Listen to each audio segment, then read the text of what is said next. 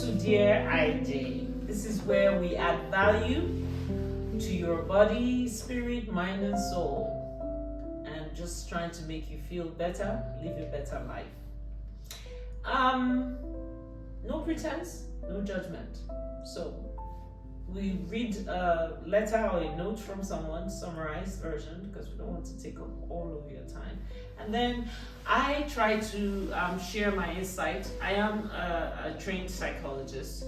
I try to share my insight, but more importantly, not as just a psychologist, but just as a human being. So you can also share your insight, because your experience may be different from mine and maybe different from the person who is writing. So here we go. In summary, this is a letter from Ben. It says, Dear IJ, I lost my wife 2 years ago in a car accident, and I cannot seem to recover from the loss. Please, any suggestions are welcome. I don't know what else to do. First of all, Ben, my condolences to you and your family. Death is such a powerful loss. And when you lose someone unplanned, I mean, some deaths are planned. When somebody's elderly, they're sick, you're like, oh, worst case scenario, they'll die. That's understandable. But in a situation where you're not prepared, maybe your wife got up to go to work, go somewhere, and then you hear that there's been an accident and you've lost her. So it's also traumatic, highly traumatic when the death is sudden and it's a young person. So in the full letter, which I didn't share, the wife died at the age of 58, and they have grown children quite all right. They have grandchildren quite all right, because they started early. However, it doesn't make the pain less, or the death less painful. So the only thing I can suggest is that you have to take it one day at a time. In fact, if one day is too much, you take it 1 hour at a time. And if hours seem too challenging, go down to minutes and seconds. Reason is because there are complexities to grieving. And psychology tells us that there's a theory in psychology that says there are 5 stages of grief. And I'm going to go through those 5 stages. But I want us to know that those stages may not come in that sequence for everybody, but there's a classic sequence. Those stages may also come back over and over again during the duration of the grief.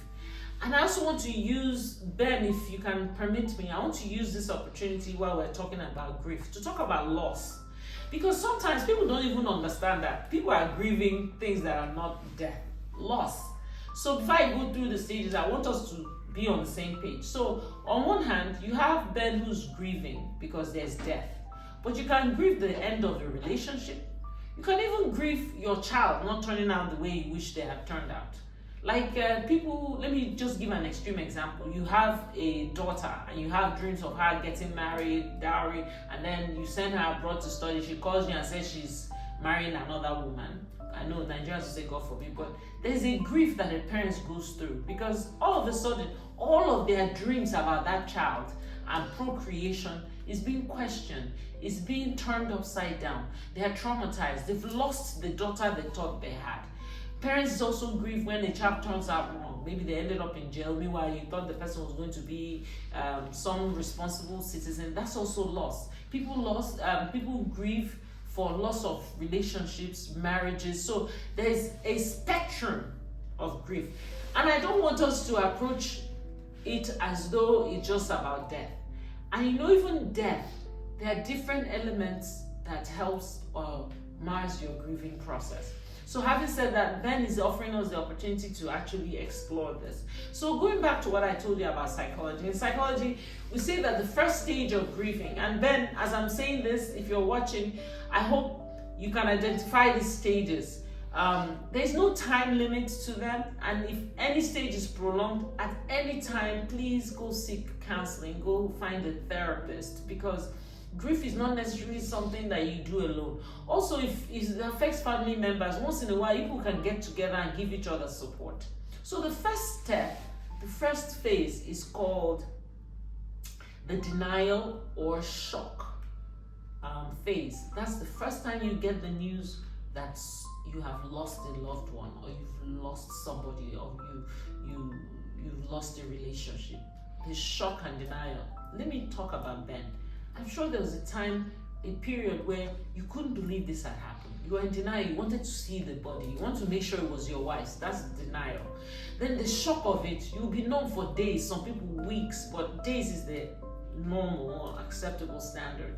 You'll be shocked. You're numb. You don't want to talk. You don't even know what to say. You may even shut down your ability to feed. Your digestive system kind of locks up. It's the body's response to shock. So that's to be expected. The next step, or the next phase, is anger. Because after the shock, you now start realizing that life without this person is the next chapter.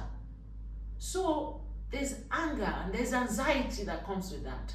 So the anger can be expressed in so many ways. Sometimes it's turned inwards. You start exhibiting some harmful behaviors. You're drinking, you're taking drugs, or you lock yourself up because you're so angry. Some people are punching walls. They're very angry. And then that anger, the energy from the anger starts to move you to the next phase, which is called the bargaining or blaming phase. This is where you start seeking to find out why this happened. You start asking God, why? Why me? Why my wife? Why?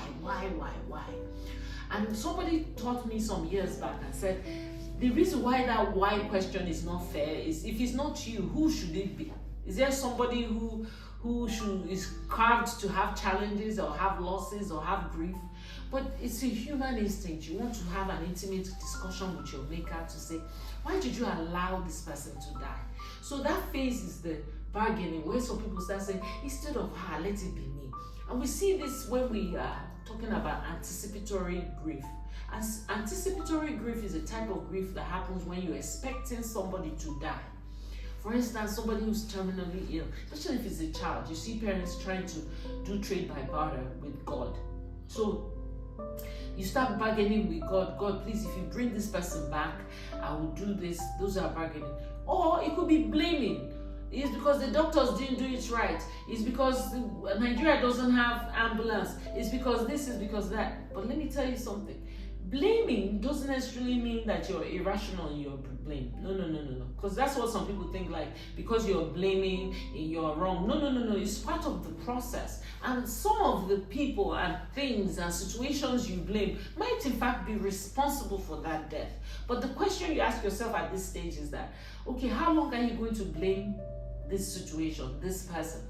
If you just blame and keep it there, it's toxic, because it goes inwards. But if you blame and take action, for instance, this is the period where people want to sue somebody, and we encourage them as part of the grieving process. If there's a lawsuit to be filed, go talk to a lawyer, see if you can file a lawsuit. Please, it's not because we're encouraging lawsuits, it's because it's an expression of grief.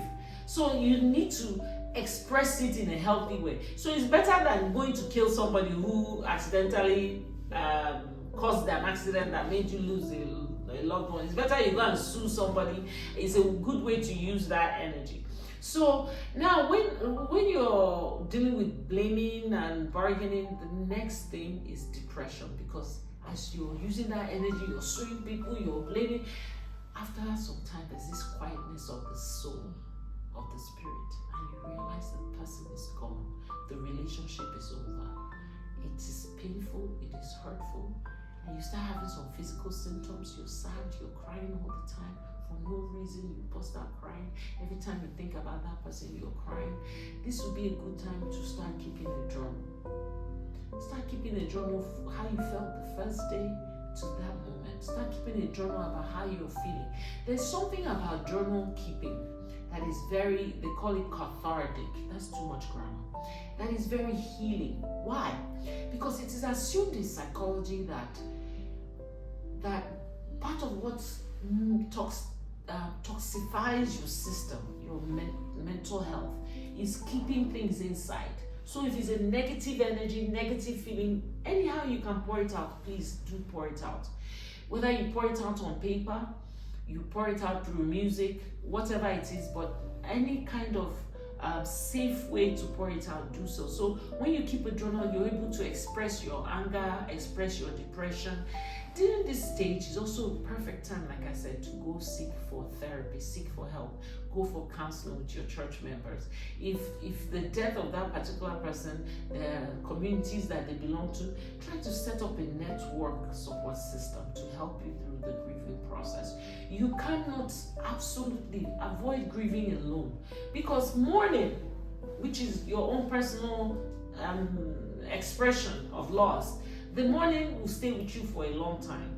You can mourn somebody over and over again, but the ability to connect with people, maybe you start celebrating the memory of the person, maybe you start finding purpose in the fact that they've closed their own chapter of the journey, you start finding strength in hearing other people. So you cannot isolate yourself when you're in this phase, in this depressive phase. Some people might ask, how do I know when I'm depressed?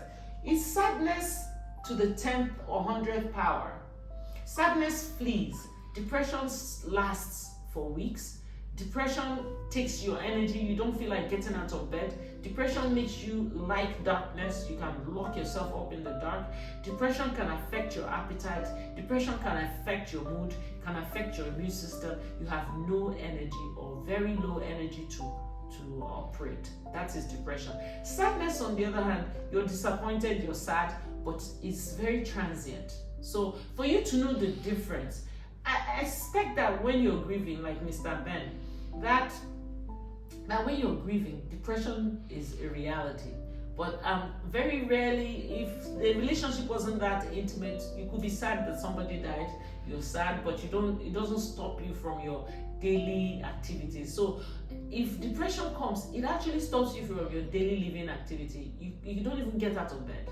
Some people, their hygienes go down. They're not bathing. They're not brushing their teeth. They don't know what day it is. So depression is extreme.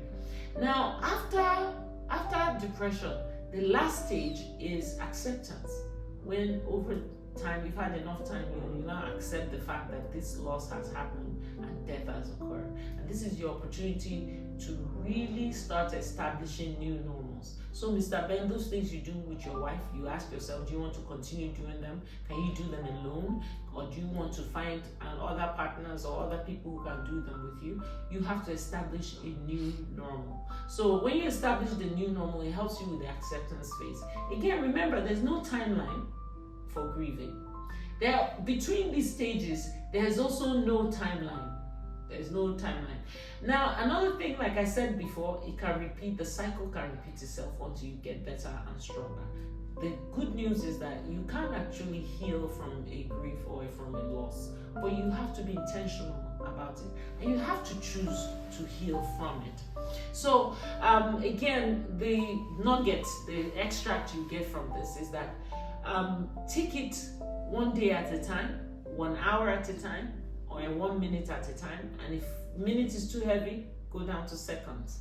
But I tell you, healing is possible. Allow yourself to go through these phases and try to keep a journal of the experience. Sometimes people put energy, they start writing books, they start creating something around the memory of the loss.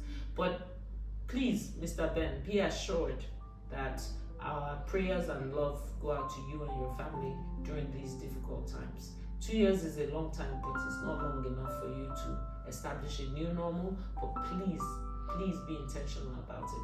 And that's it from us today.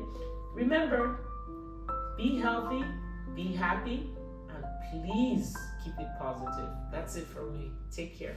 Bye.